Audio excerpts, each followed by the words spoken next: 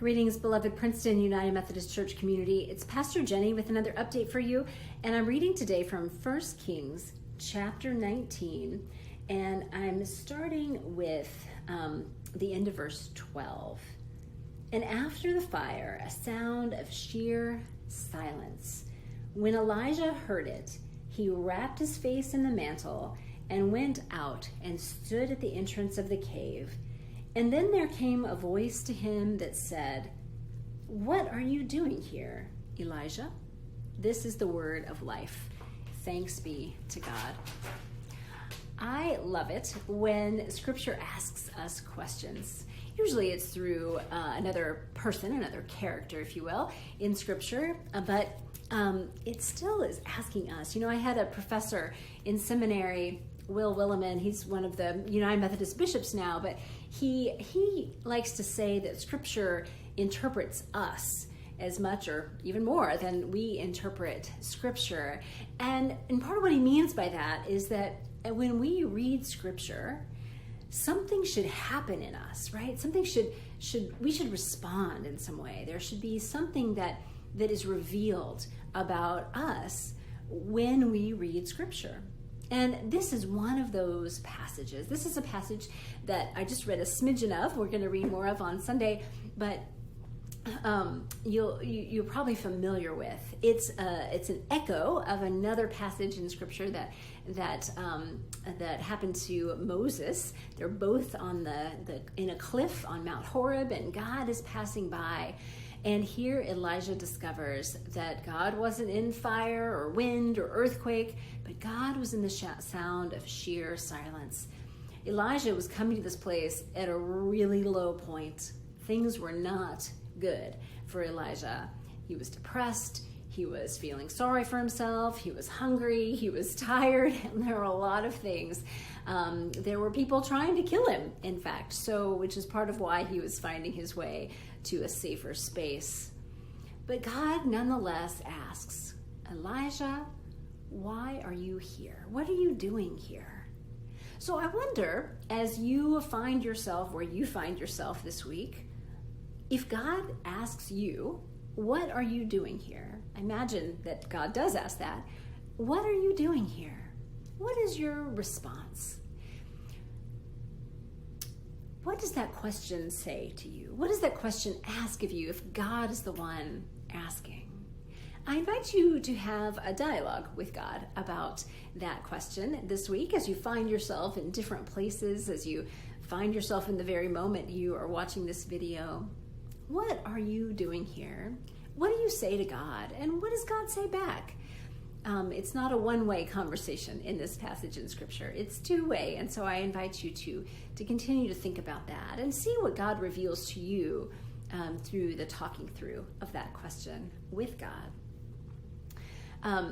We're going to open this up more this coming Sunday in worship, of course. So we're done with our series for a little while. We have this one Scripture, this 1 week of hopping back into 1 Kings, and then the rest of the summer we're going to be in Luke, in the Gospel of Luke, and we're going to follow the lectionary. So if you're familiar with that, know that we're going to follow some of the prescribed readings that are provided for us by the Greater Ecumenical Church that is out there, which is quite life-giving in a number of ways.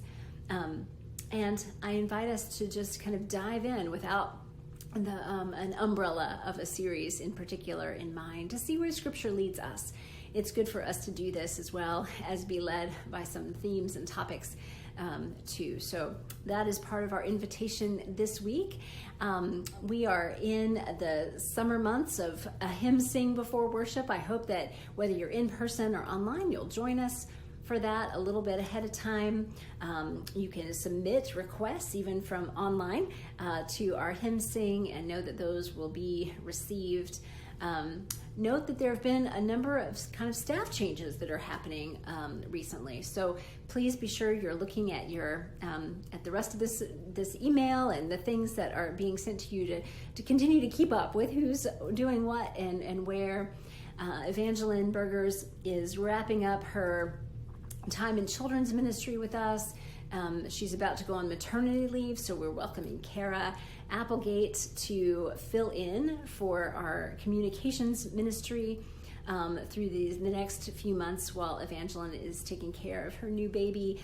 It's not here yet. She's not here yet, but know that she is on her way. So we surround Evangeline and Alex and Henry with prayers and love and support as they welcome their new little one into their family. And we welcome Kara as they are with us through this time. Remember that Taylor is new among us. She's not new among us. She's been with us for a long time, but she's in a new capacity as one of our appointed clergy. And so welcome her if you haven't done that already. Pastor Jay is still around. Pastor Skitch is still around, but also I know you don't see him as often. So he continues to care for youth ministry for all of us, for Princeton as well as Kingston, and he is campus pastor there. But I do invite you to hold our clergy in your prayers. This week we have a clergy retreat. We do this every year. Every year it's been a different set of people who are here at it, but know that we are delighted to be with each other, and we'll be doing some work to prepare us for the whole next year.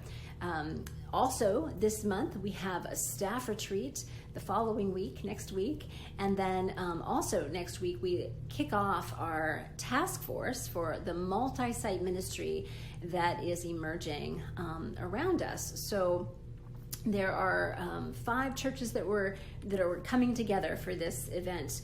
It's Princeton UMC, us, Kingston UMC, who we've already been in partnership for a year in some way, Titusville United Methodist Church, Pennington United Methodist Church, and Hopewell United Methodist Church will all be gathering together. Some leaders from each of those churches will be gathering together in a couple of weeks to start to imagine what a multi-site ministry, a one church with several campuses can look like together. So you've been hearing a little bit about this, but this may be one of the first times you're hearing about even more churches than Kingston being part of this.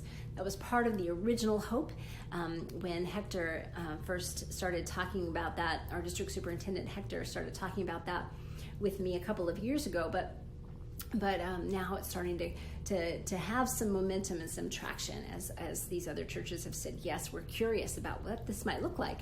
Let's be in the conversation together. So we'll keep you updated around that, and know that it is such a joy to be with you on this journey of life and church community together. Remember that you were created for joy. You were created for flourishing. You were created for the fullness of life. Not because you have earned it, but just simply because you are God's and God delights in you.